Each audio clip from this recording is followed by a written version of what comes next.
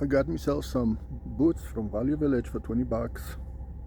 Dinosaur poo, also known as zircon sirtolite. And speaking of zircon, look at this baby. I went there and I really got stuck in about 200-300 meters in.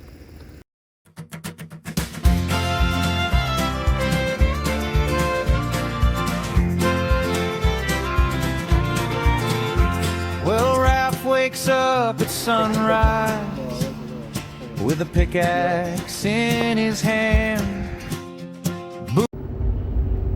Welcome rockhounds to my channel again. Raph's Rocks here. Today I'm gonna take you on a trip, winter trip that I actually never did. I was always hoping to see winter wonderland in a Bankroft area. So here I am today going to Bankroft. There's a break in the weather, and the biggest thing is my wife is in Cuba, so I could hop in a truck early in the morning and see what's this to see. I want to stop at a few locations: Burley Falls, Egan Chute, Craigmont, and I'm gonna check Garnet on the way back, and also some other locations I will show you and update you about.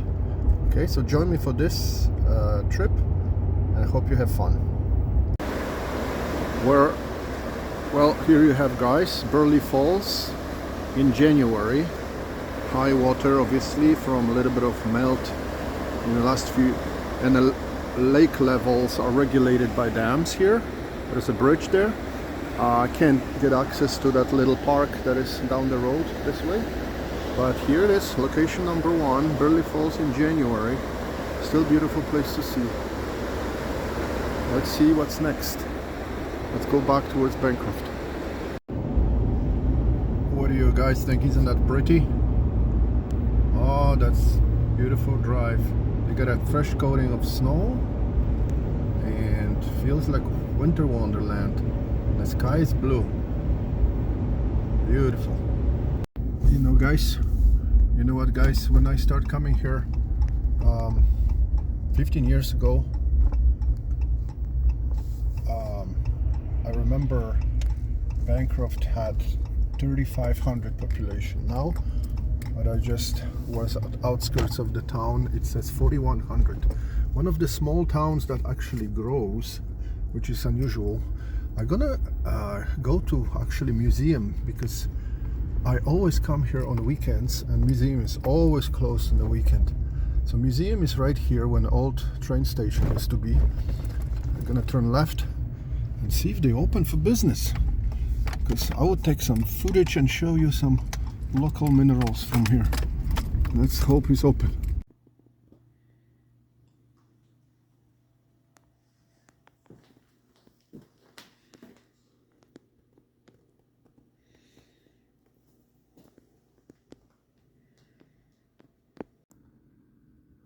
Total bonus, guys. The museum is open, and I'm here, first customer of 2026. You've probably been here, but that's one of the things I wanted to do, because when we come here to Rockhound, we come on weekends, yeah? And on weekends, museum is usually closed. Look at this corundum. This is what I'm after. I'm getting closer. I'm getting chunks of it already. I don't know if you can see the blue, but that's Egan Chute area. That's dinosaur poo, also known as zircon sirtolite. And speaking of zircon, look at this baby. Eganville. Keep digging, boys and girls. They there. And of course those titanites from same locale. Anyway, worth coming. $5. You can be here for hours. Usual suspects: Wilberforce, west of Bankroft. and things that are familiar to all of us who know better, like diggings. Look at this shiny titanite with apatite. Look at this baby, this guy, the size of a disc car wheel almost. And micas, yeah, beautiful collection donated by many local rockhounds. I'm trying to not to go too fast, but I want to burn too much memory on my video. And this is very cool display is Madawaska mine, which used to be called Bankroft mine. Now, so these are the unusual finds, like this calcite there, this magnetite. Look at this magnetite. Yeah, these are the finds that were, the production stopped. Geologist came and picked up the specimens to display. Look at this oligoclase, world class specimen. Beautiful museum. I'm gonna spend some time going through some of these a little deeper, and then we're gonna go to Craigmont. Hopefully I can make it there with my 4x4. Introducing miner from, I believe, 1960s with a jackhammer and a support, drilling the hard rock, looking for cubes of uraninite in Madawaska mine. Speaking of that mine, look at the levels. Can you believe the levels of this production? We're talking going down hundreds and hundreds and hundreds of meters in kilometers. Bow Lake, and under the lake all this labyrinth of tunnels. I believe all is flooded, but that was just happening here a few years ago. I remember last time there was oh, here it is. How do you call it? Mid-wave, long wave, short wave minerals of Bankroft that fluorescent. So, amazing place to come. Oh, and that's a museum.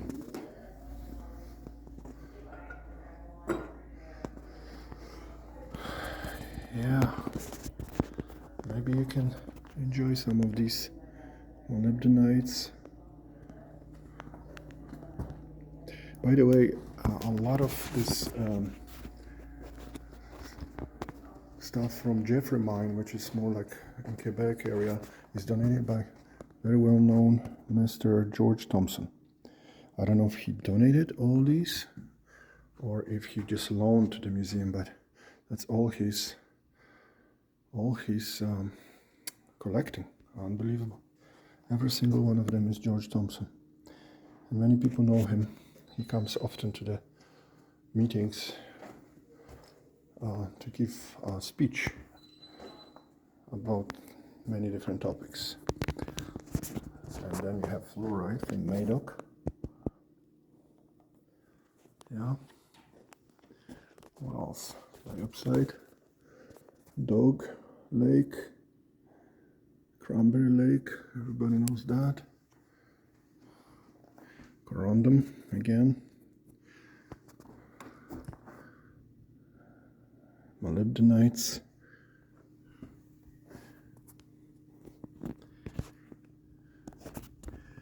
Where do I stop filming? You have to come here, guys, to see this. It's unbelievable display. So this cabinet is the about a barrel pit history, and few interesting things I noticed is the bluest of the barrels that I seen there. I think I have similar color in my collection, but one I'm looking after, and I have a feeling I have sample of that is penakite. This little unassuming white barrel. There's nice explanation of how penakite becomes penakite. And today I'm going to stop by one locale that is also known for dravite and penakite, and I'll show you this later on in the video. Great display. I have bigger one than this. Crystal, that is. So guys, there's nobody here. Nobody. I have the whole museum to myself. And look at this, sitting and reading. This work is not, you can't buy it, but this is what interests me a lot, is uranium maps of the mines, lots. I'm gonna take some pictures. History. Gonna spend some time here because my hiking trips didn't work out to be really cool stuff. Look at this example. Madawaska mine, Greyhawk mine. This is all next to Bankroft, and then you have massive operation Bankroft.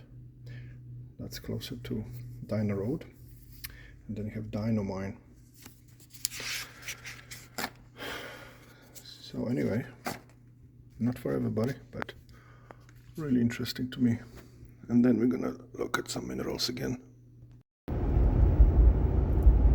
So guys, I'm leaving Bankroft. It's 10:30. I already saw the museum. That was one of my things to do. Because it's open during the weekdays, and I actually suggested that in the summertime they should have some kind of person there, maybe, like I said, maybe some student to keep it open, because that's where the traffic of rock counts. So the lady said that they tried this last year, and they will be making sure that the museum is open during the weekends. So here I am, Bankroft, heading to Craigmont. I'm gonna need all my 4x4 capability of my truck over there, and I got myself some crampons to put in my boots. See you there, guys. Hopefully the road will be possible to get there. Well guys, we made it to Craigmont Road. Now let's see if this is possible to get to the parking spot where I need to go. It looks like road is plowed, freshly plowed. I don't know if it's gonna be plowed when it comes to the split. Let's see.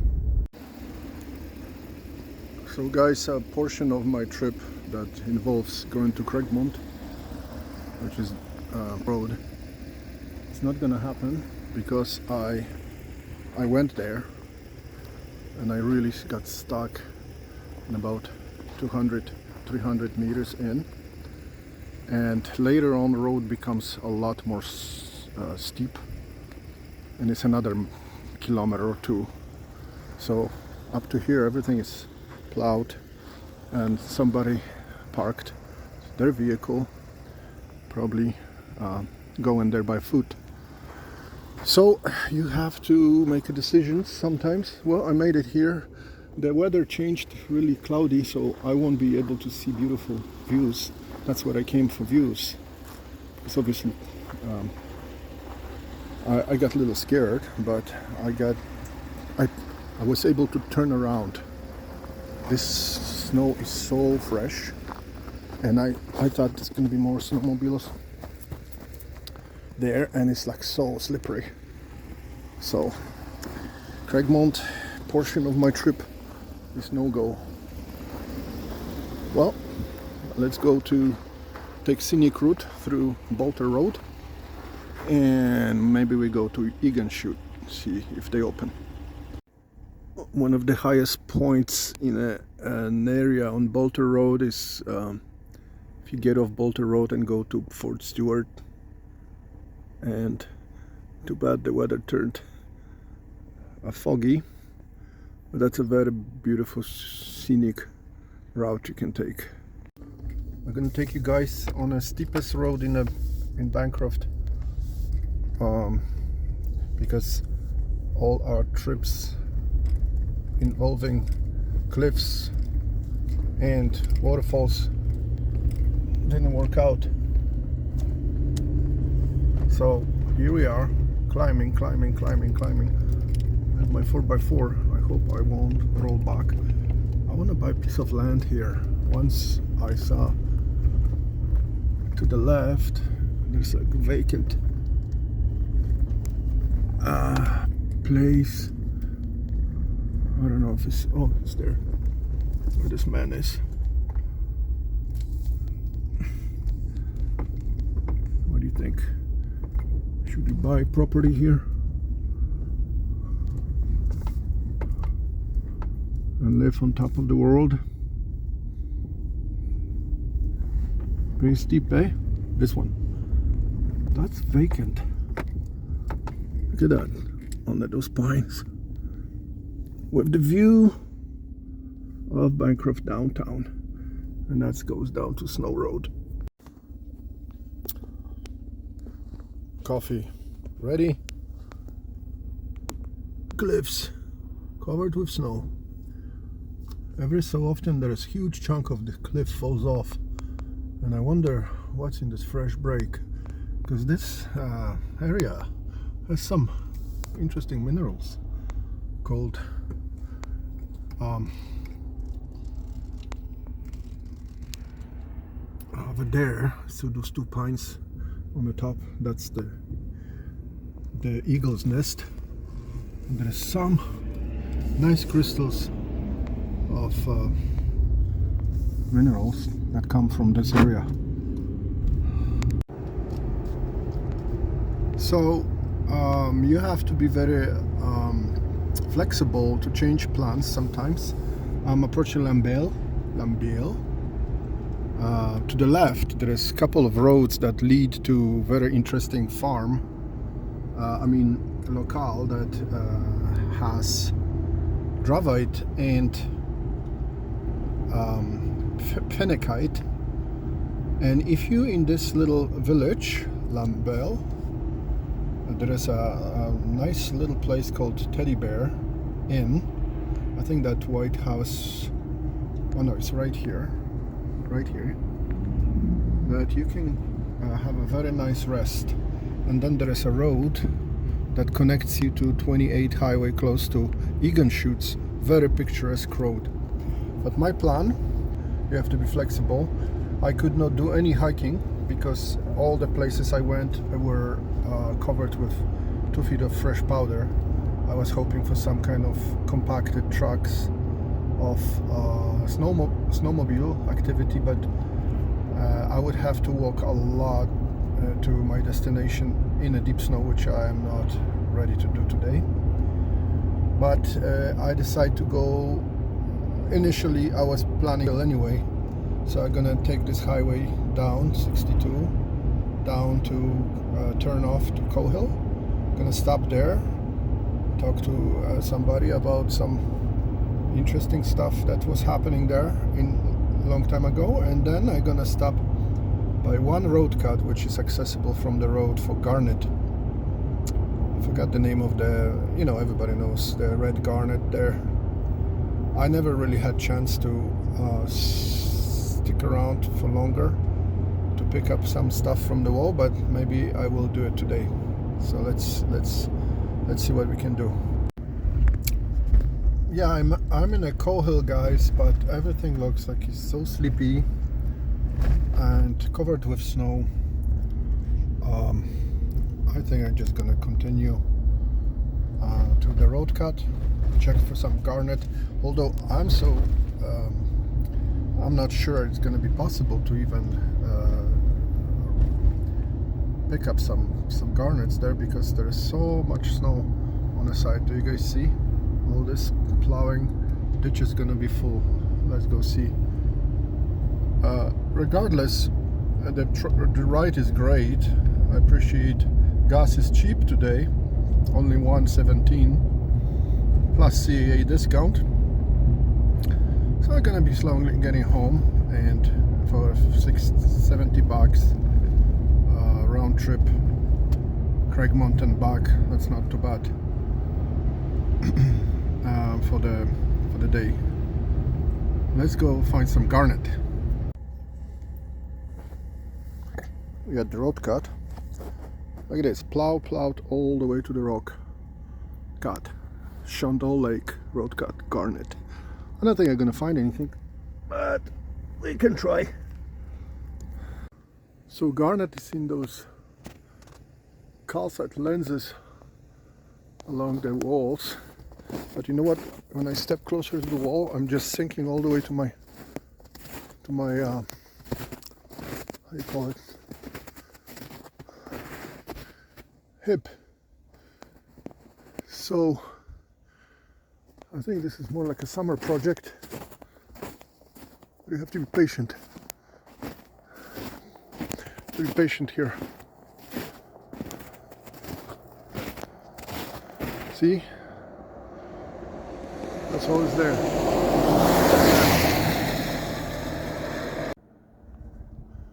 Isn't that cool? Look at that. Those little square looking, that's where garnet is around in this calcite formation. Again, I don't think I'm gonna be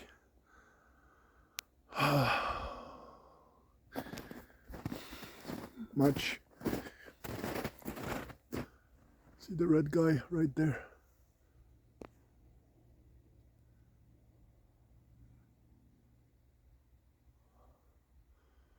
I'm sure lots of it is here in a ditch. I guess project for next time. Believe it or not, guys, this is where all started for me with Raf's Rocks, on this intersection. Turn off from Highway 28 to Lakefield. That's my first video on this intersection, when there was a beautiful sunrise. I held my phone vertically. I was just learning. And 4.5 years ago, I'm still passionate about this project. So please follow me. Thank you very much for watching. Please subscribe and tell all crazy people about my channel. And rock on. And see you in the next video. Through the pines and canyon shadows, every trail feels like a song. Chasing Jasper in the riverbeds where ancient stones belong. Every shimmer in the gravel sets his wandering eye alight, 'cause Raf's Rocks tell the stories that the earth keeps out of sight.